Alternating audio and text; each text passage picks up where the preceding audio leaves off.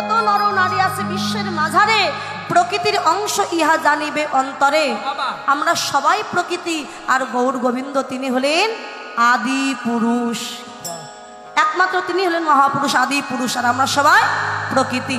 তাহলে আমরা যদি প্রকৃতি হয়, প্রভুর নাম গুণকীর্তন শুধু প্রকৃতিরাই শ্রবণ করছে, কোনো পুরুষ নয়, সবাই প্রকৃতি। আমা এদিকে তাকান মা, এই নারী বা রমণী, এই রমণীকে তিন ভাগে ভাগ করেছিলেন মহাজন। কি? স্ত্রী, বউ, সহধর্মী। একই জিনিস কিন্তু, একই জিনিস কিন্তু তিনটি ভাগ, স্ত্রী, বউ, সহধর্মী। কিন্তু তিনটি ভাগ করলেন কেন? স্ত্রী কিংবা বউ যদি হয়, তাদের দ্বারা ভজন সাধন হবে। নারী যদি সহধর্মিণী হতে পারে, সহধর্মিণীকে যে স্বামীকে ভজন পথে যেতে সাহায্য সহযোগিতা করে, সেই তো হলো সহধর্মিণী। নারী যদি সতী নারী হয়, মরা স্বামী জীবিত করতে পারে। মরা স্বামী জীবিত করেছিল ওই যে সত্যবান সাবিত্রী। সত্যবান মারা গেছে, সাবিত্রী মরা স্বামী জীবিত করলো, এটা আমরা সবাই জানি। তাহলে সতী নারী। আচ্ছা মা, কারা কারা সতী নারী বা সহধর্মিণী আছেন একটু হাত তুলুন মা। হ্যাঁ হ্যাঁ, হরি বল হরি বল।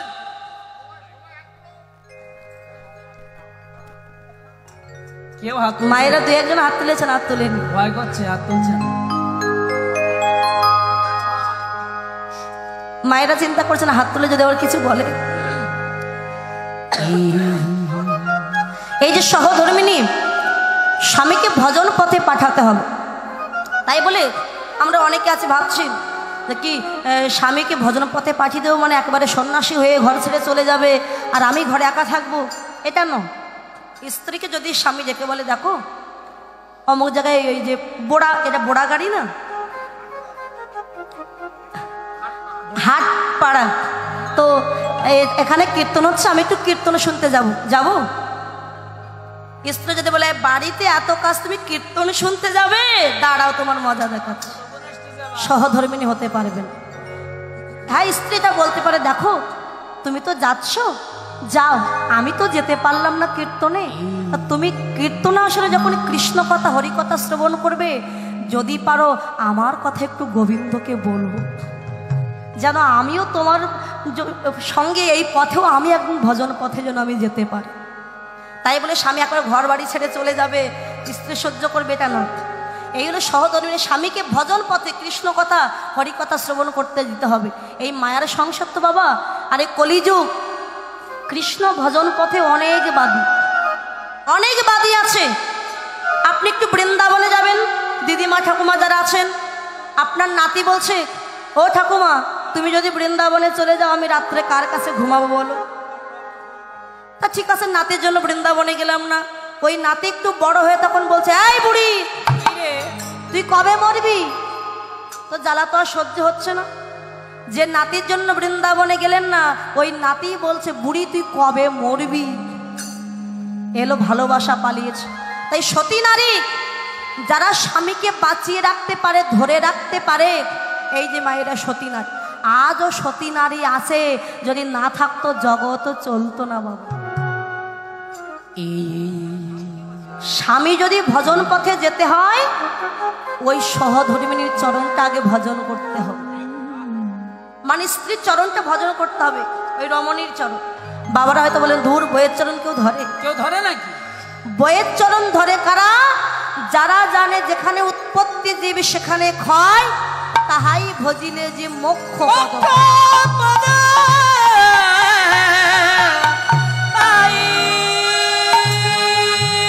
যেখান থেকে আমার উৎপত্তি, ওই জায়গাটা যদি ভজন সাধন করতে পারি, মোক্ষ পদ লাভ করতে পারবো। রামকৃষ্ণ পরমহংসদেব মা সারদা দেবীর চরণ ধরেছিলেন, কৃষ্ণ ধরেছিলেন রাধার চরণ। রাধা হলো আমার গুরু, আর আমি তার চরণের দাস মাত্র। তাই নারীরাই তো পারে স্বামীকে বাঁচিয়ে রাখতে। কোন স্বামী? বিন্দুরূপী কৃষ্ণ ধন এই স্বামীকে বাঁচিয়ে রাখতে পারে। এই স্বামী কৃষ্ণ সবসময় নিম্নগামী, তাকে ঊর্ধ্বগামী করো। কি করে? গুরুচরণটা আশ্রয় করো। যেমন নারায়ণের করে থাকতো একটি চক্র, যার নাম হলো সুদর্শন চক্র, আর ভগবান মানুষের দেহটা 6টি চক্র দিয়ে গঠন করে দিয়েছে। তাই নিম্নগামী কৃষ্ণকে ঊর্ধ্বগামী করতে হলে আগে নিচের দিক থেকে উঠো। আগে মূলাধার চক্র ভেদ করে, স্বাধিষ্ঠান চক্র ভেদ করে, মণিপুর চক্র, নাভিমূলে মণিপুর চক্র ভেদ করে, বক্ষে অনাহত চক্র ভেদ করে, কণ্ঠে বিশুদ্ধক্ষ চক্র ভেদ করে, ভুরু যুগলে 2 অঙ্গুলে ঊর্ধ্বে দ্বিদল পদ্মে আজ্ঞা চক্র ভেদ করে, সহস্র সারে সহস্র দল পদ্মে গুরুর কৃপায় যদি কৃষ্ণ ধনকে তোলা যায়, কৃষ্ণ ধন হারানোর ভয় আর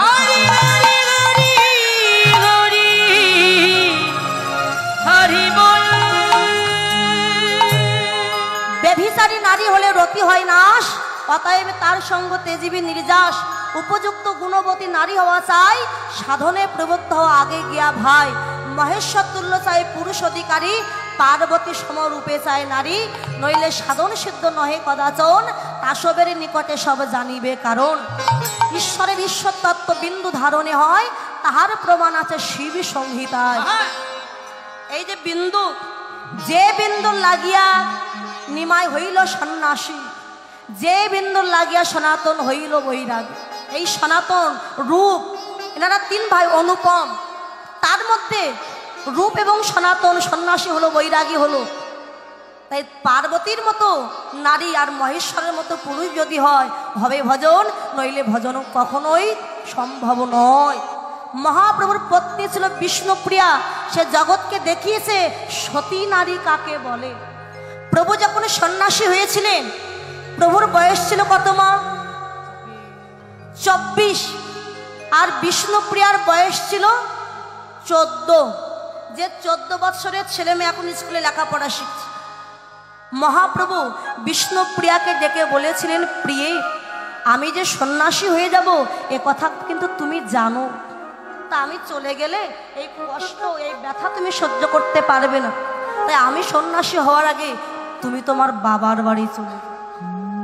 এতটা কষ্ট তোমাকে পেতে হবে না। বিষ্ণুপ্রিয়া কি বলেছিলেন? স্বামী, আমি শাস্ত্রীর মেয়ে, আমি জানি স্বামী হলো জগতে সব। স্বামী, ভাই, বন্ধু, ছেলে, সব কিছু স্বামী, বাবা, সব। যেই বলেছে তুমি আমার স্বামী, বাবা, ভাই, বন্ধু, ছেলে, সব, মহাপ্রভু বিষ্ণুপ্রিয়ার বদনটা চেপে ধরেছে। মহাপ্রভুর কিন্তু 2 জন পত্নী ছিল, লক্ষ্মীপ্রিয়া আর বিষ্ণুপ্রিয়া। লক্ষ্মীপ্রিয়া সর্পদংশনে মারা যায়, পরে বিবাহ করেছিল বিষ্ণুপ্রিয়াকে। বদন চেপে ধরেছে, প্রিয়ে বলো না, এমন কথা বলো না, লোকে শুনবে। স্বামী কোনোদিন বাবা হয়? স্বামী কখনো ছেলে হয়? স্বামী তো স্বামী। তুমি যে আমার কাছে বলেছো, অন্য লোকের কাছে বললে তোমায় উপহাস করবে। বিষ্ণুপ্রিয়া বলেছিলেন, স্বামী, আমার পিতা সনাতন মিশ্র, আমি ওনার বদনে শুনেছি শাস্ত্রী মেয়ে, তো আমি শাস্ত্র দিয়ে তোমাকে বুঝিয়ে দেব স্বামী কখন বাবা হয়, কখন ছেলে হয়, কখন স্বামী হয়। বাবা, অন্নদানে পিতা সম, রতিদানে পতি। অন্নদানে পিতা সম, রতিদানে পতি। অন্নদানে পিতা সম, রতিদানে পতি। পিণ্ডদানে পুত্র সম, অগতির পিণ্ডদানে পুত্র সম, অগতির গতি। পিণ্ডদানে পুত্র সম, অগতির গতি। মেয়েরা যখন কুমারী থাকে, অন্ন জোগানোর দায়িত্ব কার উপরে থাকে মা? বাবা। বাবা। যখন বিবাহ হয়ে যায়, ওই দায়িত্ব স্বামীর কাঁধে। স্বামী যখন অন্ন জোগায় দেয়, সে পিতার সমতুল্য। রতিদানে পতি, স্বামী স্ত্রী মিলনে পতি, আর পিণ্ডদানে পুত্র সম, অগতির গতি। একজনের স্বামী স্ত্রী, তাদের কোনো সন্তান নাই, স্ত্রী যদি আগে মারা যায়, স্ত্রীর পিণ্ড দেওয়ার অধিকার একমাত্র তার স্বামীরই থাকে। স্বামী যখন পিণ্ড দেয়, পুত্রের সমতুল্য হয়ে যায়। তাই স্বামী যত দুঃখ পায়, কষ্ট পায় না কেন, আমি তোমাকে ছেড়ে যাব না। প্রভু চলে যাওয়ার পর থেকে কোনোদিন পালঙ্কে ঘুমাই। সন্ন্যাস ধর্ম নিয়ে গ্রহণ করেছিলেন মহাপ্রভু, আর সন্ন্যাস ধর্ম পালন করেছিলেন বিষ্ণুপ্রিয়া ঘরে থেকে। কি করে? চলে যাওয়ার পর থেকে ঘরের উপরে ঘুমাতো, পালঙ্কে নয়। সন্ন্যাসীরা যেমন একবার সেবা করে, বিষ্ণুপ্রিয়া ঠিক তদ্রূপ ব্রহ্ম মুহূর্তে উঠে কিছু তন্ডুল নেবে। তন্ডুল মানে চাল, একটা করে চাল নিয়ে হরে কৃষ্ণ নাম জপ করে এক ধারে রেখে দেবে। সকাল থেকে সন্ধ্যা পর্যন্ত যে কয়টা চাল হতো তাই দিয়ে প্রসাদ রন্ধন করে আগে প্রভুর জন্য নিবেদন করে সেই নিবেদিত প্রসাদ বিষ্ণুপ্রিয়া নিজে সেবা করত। তার মতো একটা সতী নারী, তার ডাকে তার ভক্তিতে মহাপ্রভু আবারও ফিরে এসেছিলেন নবদ্বীপের মাঝে। রাত 12টায় ভাবোল্লাস, দুয়ারে যখন কড়া নাড়া পড়েছে, মাথায় ঘোমটা দিয়েছে। সতী নারী কেমন দেখো, এই পর্যন্ত ঘোমটা দিয়ে দুয়ারটা খুলে দিয়ে বলছে কে। আমরা যেমন দুয়ার খুলে আগে দেখি কে এসেছে, সেটা নয়, মাথা কে। প্রিয়ে, আমাকে চিনতে পারছো না? আমি চৈতন্যদেব।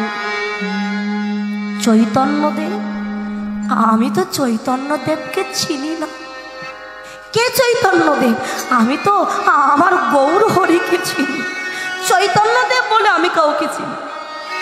প্রিয়ে, দীক্ষা নেওয়ার পর তোমার গৌর হরি যে আজ চৈতন্যদেব হয়ে গেছে। ও হয়ে গেছে, হয়ে গেছে তোমার দীক্ষা নেওয়া। তবে কেন এসেছো, কেন এসেছো তুমি আজ আমার কাছে? প্রিয়ে, তোমার কাছে অনুমতি নিতে। অনুমতি দেব? দেব না অনুমতি? কেন দেব তুমি বলতে পারো? আমি যদি আমার গৌর হরিকে না পাই, তুমি তোমার কৃষ্ণকে কেমন করে পাবে? তুমি তোমার কৃষ্ণকে কেমন করে পাবে বলো, বলো না বলে। কে বলেছে তুমি আমাকে পাওনি? আরে আমি শয়নে স্বপনে আমি তোমার কোলের উপরেই বসে আছি। প্রিয়ে, এতদিন পরে এলাম, মাথায় ঘোমটা দিয়েছ কেন? ঘোমটা সরাও, তোমার চাঁদ বদনটা একবার দেখি। না প্রভু, আমার বদন আমি তোমায় দেখাবো না। ও, আমি তোমায় না বলে চলে গিয়েছিলাম, সেই দুঃখে বদন দেখাবে না? না প্রভু, আমি তোমায় কষ্ট দিয়েছি বলে তাই তোমার বদন দেখাবে না? না। তবে কেন বদন দেখাবে না আমায় বলো? গৌর হরি মন যে চায় একবার দু চোখ ভরে আমি তোমায় দেখে দিই, কিন্তু দেখতে চাইলেও যে দেখতে পারবো না প্রভু। কেন না, বৈষ্ণবের বদনে শুনেছি সন্ন্যাস ধর্ম গ্রহণ করবার পর কোন সন্ন্যাসী যদি তার স্ত্রীর বদন দর্শন করে, তার নাকি সন্ন্যাস ধর্ম থাকে। এই অভাগিনীর বদন দেখলে যদি তোমার সন্ন্যাস ধর্ম চলে যায়, এই অভাগিনীর বদন আমি করে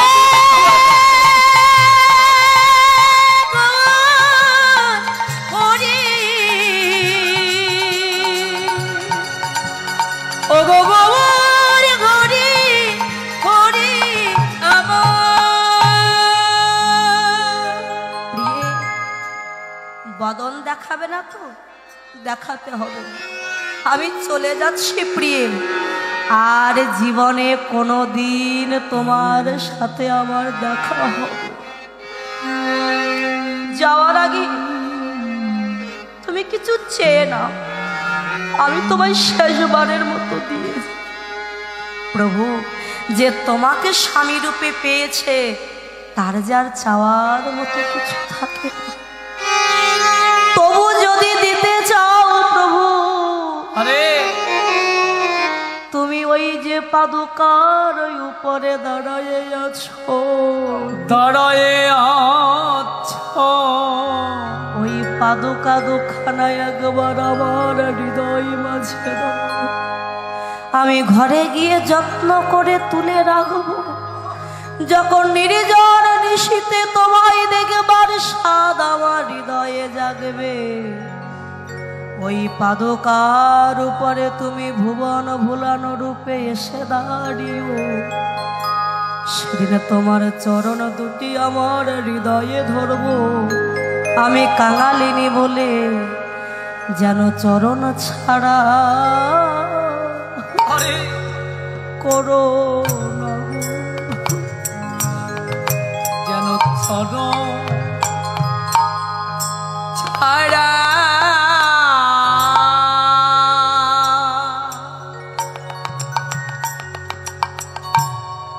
আমায় করো না,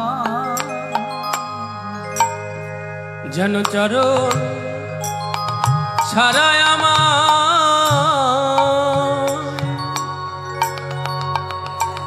আমায় করো না গো। গো রইল দাসী এই নিবেদন,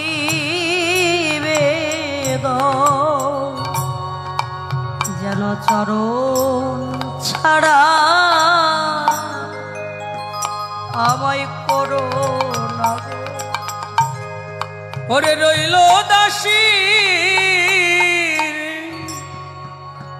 এই নিবেদন, যেন চরণ ছাড়াই আমায় করো না গো। আমি আর কোনো চাই না দয়া, চরণ ছাড়া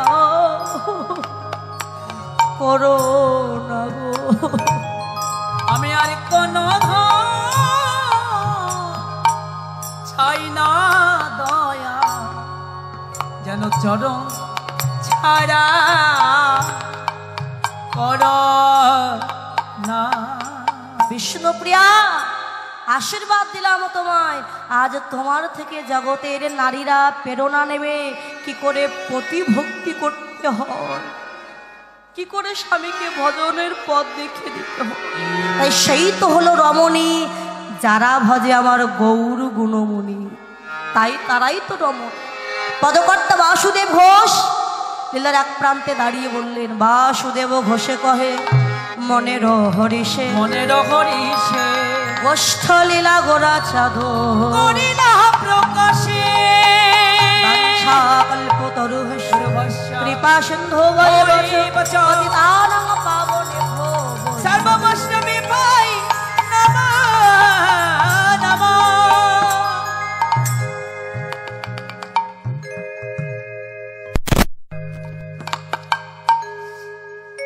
বলে রাধারানী কি, একটু রাধারানী জয়ধ্বনি করে সকলে মিলে একটু বৃন্দাবনে যাব। রাধারানী কি, রাধা